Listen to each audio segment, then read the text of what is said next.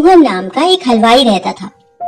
वह बहुत ही बढ़िया और स्वादिष्ट मिठाई बनाने के लिए जाना जाता था। इसकी वजह से उसकी दुकान पूरे गांव में बहुत मशहूर थी।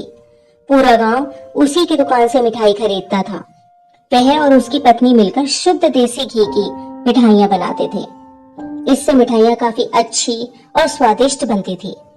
हर रोज शाम होते होते उसकी सारी मिठाइयां बिक जाती थीं और वह एक अच्छा खासा मुनाफा कमा लेता था। मिठाइयों से जैसे ही आमदनी बढ़ने लगी, सोहन के मन में और पैसा कमाने का लालच आने लग गया। अपनी इसी लालच के चलते उसे एक तरकीब सूझी। वह शहर गया और वहां से एक दो चुंबक के टुकड़े ले आया। उन टुकड़ों को उसने अपने तराजू के नीचे लगा दिया। इसके बाद एक नया ग्राहक आया जिसने सोहन के पास से 1 किलो जलेबी खरीदी। इस बार तराजू में चुंबक लगाने की वजह से सोहन को अधिक मुनाफा हुआ। उसने अपनी इस तरकीब के बारे में अपनी पत्नी को भी बताया, लेकिन उसकी पत्नी को सोहन की यह चालाकी बिल्कुल अच्छी नहीं लगी।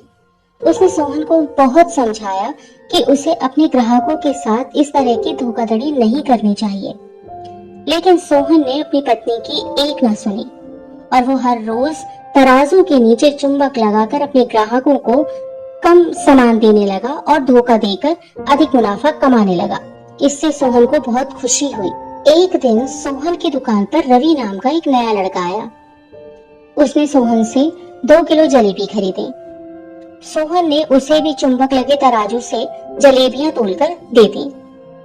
रवि ने जैसे ही जलेबी उठाई तो उसे लगा कि जलेबी का वजन 2 किलो से कुछ कम है।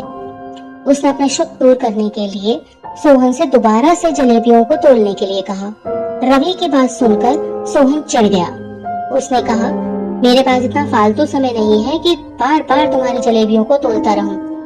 इतना कहकर उसने रवि को वहां से जाने के लिए कह दिया। सोहन मिठाई वाले की बात सुनने के बाद रवि जलेबी लेकर वहां से चला गया।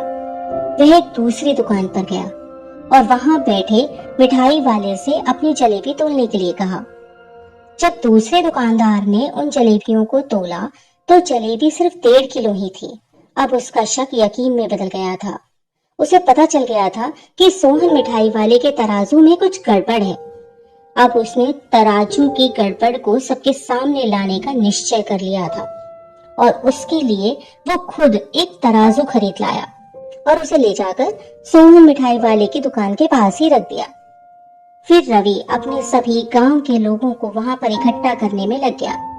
जैसे ही लोगों की थोड़ी भीड़ बढ़ने लगी तो उसने गांव के लोगों को कहा कि आज मैं आप सभी लोगों को एक जादू दिखाऊंगा। यह जादू देखने के लिए बस आप लोगों को सोहन मिठाई वाले से खरीदा गया सामान एक बार इस तराजू में तोलना होगा और आप देखेंगे कि कैसे सोहन मिठाई वाले के तराजू से तोली गई मिठाइयाँ इस दूसरे तराजू में आने पर अपने आप ही कम हो जाती हैं। कुछ देर बाद 1-2 लोग मिठाई लेकर रवि के पास पहुँचे तो उसने ऐसा करके भी दिखा दिया।